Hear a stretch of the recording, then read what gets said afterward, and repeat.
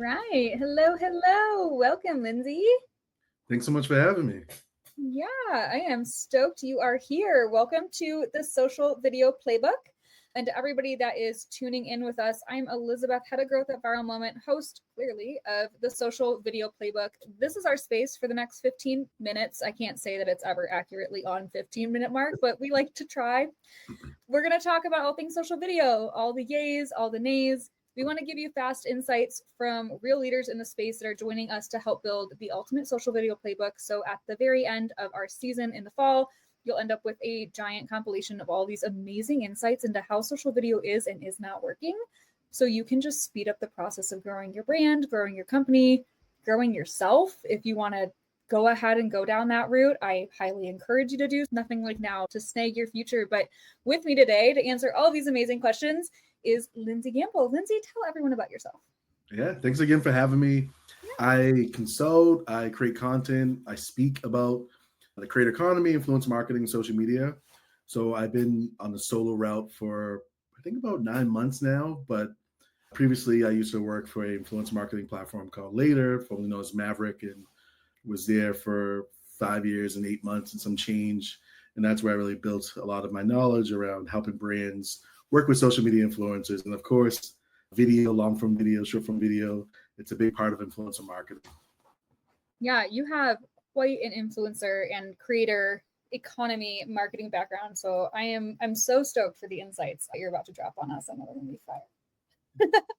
Let's go ahead and just get those out there. High level, big picture, first question. What do you think is the number one shift in your industry that brands just aren't ready for? Yeah, not ready for, I would just say I think they're not ready for the AI. That's a big conversation, and not so much they're not ready for it, but I just think we're seeing how that is playing a role in everything today. And I think especially when it comes to like video content and influencer marketing, that's playing a big role from the tools out there, but also what does social video mean today? And when you're a brand and you're working with creators, how do you work with them in a world with AI where they might be using tools that expedite their content process? Does that mean you pay them less because it takes less time to produce that if they're leveraging avatars or they're leveraging other tools and stuff? And so I don't know if it's not so much the brands aren't ready for it. I just think it's going to change a lot from how brands work with creators, how they build their teams, and how do I think about content creation going forward? Yeah. And what are the expectations? How much AI can or can't be leveraged in with the creator based on their brand guidelines and the things that they want to make sure they're putting out there? And also the workflow too. When you're creating social content, video content, you might be working with different producers and creators and yourself. Do you need smaller teams now that these tools are getting bigger? And it might be less about having the specific skill of taking a great video, but more so using the tools out there, whether they're prompt apps or other things along those lines too. So just a big change, I think.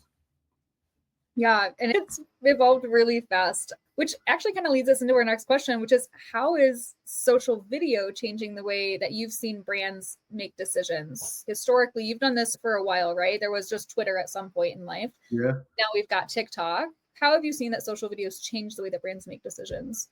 Yeah, I think from just taking a bigger picture, of course, with everything around the TikTok ban, I think that's played a big role in brands being more, not comfortable, but like thinking more about, I don't want to just have a great strategy, great video presence on one platform. I want to be able to have a presence across all different platforms. Every platform has short form video, so there's opportunity for a brand. Obviously, if you play in the B2C space versus the B2B, a platform like LinkedIn as a brand might not be as relevant, or the strategy you have on that platform is going to probably be different than what you do on TikTok. I also think that there's the opportunity to get more value out of your video content. You can take that long form video, like an interview we're doing here right now, chop that up, format it for all the different platforms out there, and also just not necessarily just repurpose it as is, but make the necessary tweaks based on like hooks, captions, and all the best practices. So definitely a bigger focus on that aspect of like optimizing, but also repurposing all your content. Yeah. There's a lot more opportunities now for brands to be like, okay, if I think about social video, like what do I really want to do?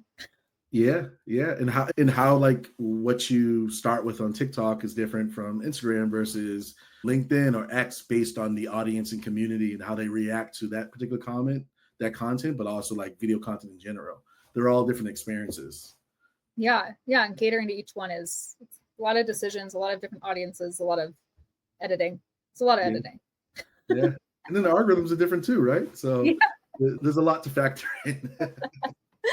This is flowing nicely. Speaking of things that are going to have to be factored into social video, what would you say, having worked in video, what's your biggest challenge across social video right now?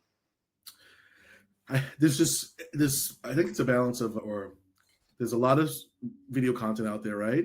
It's a lot easier for people to discover content through the feeds, but also that means that it's a lot harder to cut through the noise because of, especially with short form video, it's more democratized where like anyone can take their phone or a camera and put out a piece of content and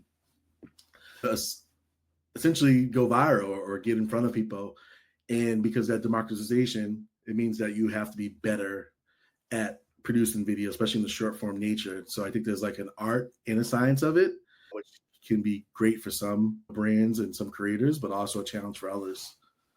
How are you going about facing these challenges? What have you seen that's worked or hasn't worked? I think it's just testing and learning. And for me, when it comes to video content as a creator and also work with brands in the B2B space, like LinkedIn is one of the hot platforms right there for video. And the way I think about it too, especially when there's a platform like that where maybe video hasn't matured, right? There's a lot of content going out there, but you really don't know exactly like what the strategy is. You might have some best practices. You might know, you might, after doing it a while, you might get used to it, but also the platforms themselves, like a LinkedIn, is trying to figure out what does video mean on LinkedIn, and it's playing around with different features and whatnot. And so I think it's like being able to balance out creating that engaging content, but also getting content out there so you can test and learn and figure out what hits. And I think that's the beauty of short form video in particular, because you have a bunch of up at bats where you can put stuff out. And sometimes you don't know, sometimes you put a video that you think is really good and does bad. And sometimes you put out a video that you think is not too good and does really good. And so it's like speed and execution. Yeah. If you had unlimited resources and like Lindsey, anything in the world, it doesn't even have to exist yet. Like we're just gonna like dream really big right now. How would you solve some of these challenges and these pain points and some of these issues that you're coming across with basically managing this vast amount of social video content that has to be made and thought through? I think I probably wouldn't be worrying about creating video content if I had all the resources. Get yourself a nice home on an island. Yeah, there's so many aspects of it. I think I would probably build out teams for like really every aspect. Of course, teams probably don't have to be as big as what they were before because of AI, but dedicated resources from everything from like actually coming up with an idea for a video, the scripting, the scenes, the shooting the video, the editing of the video, the captions, the text, someone to chop it up for the different platforms, to post it, to monitor comments and engage. But I also think one of the most important aspects is like to dive into the comments and really dive into any trends around how one video is performing versus the other across the platform, but also how the videos across those different platforms, and really have people specialize on those different aspects, because you can really, there's always optimizations you can make. And I think especially when you put out content, right? Sometimes you put out content, oh, it hits this many views and impressions and engagements, and you move on to the next one. But you really need to dive into it and see like, why did this work or why did this not work? And use that as like a flywheel. So I think, yeah, teams, like resources across all the different aspects of producing video. Manpower, woman power, person power. How are we going to phrase person this? Power, AI power. I think you need the qualitative, the quantitative. Yeah, tech in people. Tech, yes. The human in the loop is the new B2B verbiage for having AI and humans. So I want to move a little bit more into some success things. You work with a lot of brands. You also work with a lot of creators, both in the world for a while and new to it. What are you seeing as a common mistake that brands come to you with when they're using or when they're interpreting social video? And you're just like, yeah, I think they're sometimes measuring just videos in the vacuum. So looking at, oh, this video was a failure or a success. But I think you have to take a broader look, especially when in social, it's a 24/7 game. And I think we're going back to the algorithms. It's like some of it is out of your hands. It might be the time that you post a video. It might be just like what's going on in the world. And I think when you look at it from, hey, we produce these videos, whether it's a creator's producing it or the internal team, and just looking at that from a campaign basis, I feel like there's always this like feedback loop of, hey, we put out a piece of content, we give it a week to measure that performance, and like you move on to the next one. But because of these experiences, and just because the more you put out content kind of builds up a library, like you have to consider it as a whole and not just like these like one post at a time. Yeah, not just like individual. It's how does it help your entire content? Yeah. Oh, for sure. And I think because you might benchmark, what you want for a performance of a video, but if you put out one video that maybe gets 50,000 views or whatever benchmark you have, but if you put out a few different videos that get you that same amount, like in relatively not as much effort due to AI tools, I think that's also just as successful. So I don't always think you have to hit a home run with uploads. I think sometimes you put a lot of content and you can add up to that performance that you want. Yeah.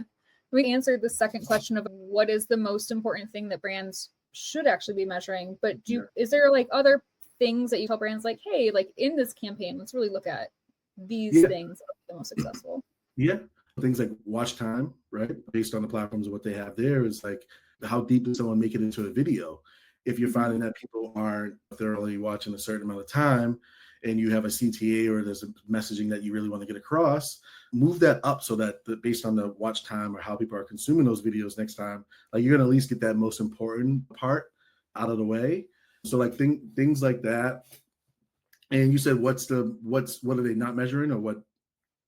Yeah, like what's the most important thing that they should actually be measuring? So if they're not, I don't know, if they're only looking at views, you're like, that's cool, but here's a better thing. I think share voice too. Share voice, like that plays a role, right? If a lot of brands want to compete against others in the category, and how much, what's the ratio of content you're putting out versus competitors, not just from what you're doing from a brand or a social team, but also UGC and creators you're working with. And shared voice is big, important metric, because that means like the more shared voice you have, you typically have more awareness, and more awareness before you can drive conversions or some type of bottom of the funnel metric. You have to have awareness. Yeah, you have to be showing up, and then you have to know who you're benchmarking your share of voice against too. And you're like, and I think too, when we think about share voice and just like search, right? All the social media platforms have become more like search tools, and you put in different topics or keywords. Like sometimes that's the difference between you as a brand or a creator getting discovered versus not getting discovered. And so that balance of putting up a lot of content that's optimized with captions and relevance of your competitors, like that's something that you should think about too. Yeah. And that kind of leads us into, so it was a little bit about the brands, what kind of brands should be thinking about when you're partnering with them, but leaders in your field who are creators and creator economy experts and influencers, what is like an insight that they should be acting on right now in order to increase their businesses? I would say I'll go with creators first. And going back to LinkedIn, like sometimes just like getting in early and figuring out, like just experimenting early on before the platform's really mature. And then also too, like right now, I guess I'll focus on LinkedIn because creator economy people are spending a lot of time there. But there's still a small percentage of people that are putting out video content than people that are actually consuming it. So just by the nature of putting out video content, even if it's not perfect, even if you feel like it's not that good compared to maybe your other work or just what you feel comfortable with, you're already kind of winning by just doing that, because you have that higher chance of being discovered. And if we look back at TikTok in the early days, a lot of the creators and brands that had success early on were the ones that were early on and like the first, because of just that there was less supply and more demand. And then also by being early, you can learn much quicker and figure out what actually works when it becomes a little mature. So I think that. I also think captions matter too. And not just, of course, the text on screen captions, but also the text that goes underneath the video. And that, I think those are important because a lot of the social media platforms use that to categorize videos as well.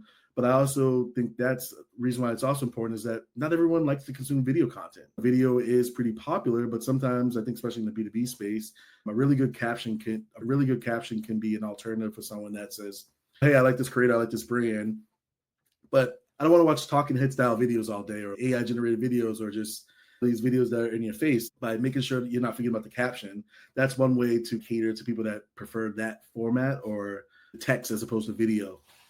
Yeah, giving people both formats. I'm the same way. Sometimes I just don't feel like watching a whole bunch of videos, but I just want like the context from it. Can you just let me read? And I think that's probably one of the biggest things people don't talk about when it comes to LinkedIn video is that you have this friction. Some people love it, right? I think probably the younger audiences on LinkedIn, where I think Gen Z's the fastest growing demo. People that have done video content across other platforms, it's like easy for them. People that don't mind getting in front of a camera. But there's some of those folks that think video content is just kind of, what is it called? Brain rot? Yeah. And so also too, depending on where that video is being experienced, that there might be a better experience for the viewer with just a text caption where they can read and get the messaging versus watching and seeing the caption on the screen or the audio as well. Yeah. When you're out in the world talking about social video, what is a common assumption about social video that you think most people just get completely wrong? And you're like, no, that doesn't work that way. Yeah. I think that it has to be perfect. Not has to be perfect, but I think you have one group of people that really focus on like the raw nature of it, and they're really like really scrappy. But I also think people that like want it to be like perfect. If you think about what's good content, it's not always what looks great. Sometimes the best content out there is like blurry and you can't hear it. It's like why am I watching it? But if the messaging, the copy, or like the value of the content, it really doesn't matter if it's H4K or 8K or whatever the other quality of video is. And so I think that way, like you don't need like a fancy camera. Like we have these phones right here. And so that your equipment shouldn't be what stops you from getting started or actually putting out more content. Yeah, it's true. I feel like that's been advice for a while. And sometimes I'm still like, oh, but I don't really. Yeah. I don't have a light. I don't know. Yeah. And we're most of the time we're consuming video content on our phones too. So it's not gonna always be displayed as the way you recorded it too. You're consuming it on the go, you're just consuming it when you're on the train or commuting, and it's not really about, I want to watch this high quality video. It's I just want to be entertained, and this is what we're used to as well. Yeah. So earlier I had given you the world and I was like, whatever you want, take it. But I want to just at the very end here, narrow you down and say, if you were to get one thing in 2025 that would make social video just easier for your business. So it's in 2025. It probably already exists. What would that one thing be that you're just like, dude, if I had this, I would just golden? That's great. I think for me, it's like being able to like record a video and just have it like automatically edited and upload. I know you have some tools out there, but you still have to like record the video and go through that whole process. So I think something that would, I don't know, like just be able to record a bunch of video content and have it essentially be ready to go across all the platforms. Take more of the manual work around it. Yeah, piece of content. So going from recording to production, but also being able to have it automatically post across the different platforms at the right time with those optimizations. I imagine there's some of the tools have some of those aspects, but I think that's it. But that might be what I said for no, I think it's different too. Yeah, because I've been studying and I'm trying here. And one day I will post a video about what I've learned. But the AI agent space it's coming up with that. And I think maybe we could today, if we really wanted to put in our time ahead of it, we could find the right company that is building the right AI agents. We could be like, here's my video. Here's the concept of what I need you to do. Make me 5 clips, post them to LinkedIn, post them to YouTube. Here's the theme of each of these and walk away. I think we're there. I think we probably just have to find the right puzzle piece to plug it in. Oh, for sure. If they're talking about AI agents like making purchases for you and shopping. Yeah, that brings up an interesting point. It's like if you're doing that, then what part of being a creator or a brand do you actually do? Is it more on the ideation? But maybe not if you're using if you're using AI tools to come up with concepts. Yeah, it's really interesting. Like if some of that work is being taken away, where do you spend it? Yeah. It's crazy. And it's going so fast too. I can't imagine. This is only we're not even halfway through 2025. What's the end of the year going to look like? Social video. Yeah, Google put out a new version of its like AI generation video tool, and that's getting better. And so I can imagine by the end of the year, everything's just gonna be better. And it's already getting harder to figure out if something's real or not, especially with like avatars. Like you can still tell it's not human, but it's gotten so much better in I think just the last year compared to previous years. Yeah, it's moving fast. Maybe we'll circle back and talk about how AI just changed our life this That's year. what I have considered what I should experiment with is actually creating an AI version of myself because I can write scripts all day, and Yeah. creating videos just takes a longer time. And for me, like I would love to be able to put out more content, video content that isn't relied on me doing a talking head style video. Because even if it's short, I still have to sit in front of this camera and make sure I'm getting on the pronunciations right and make sure it's the right flow. But I should just let an AI avatar of myself do it. Yeah, I tried to build an AI avatar of myself the other day, and so I spent maybe an hour and a half max. Like I did not spend a ton of time.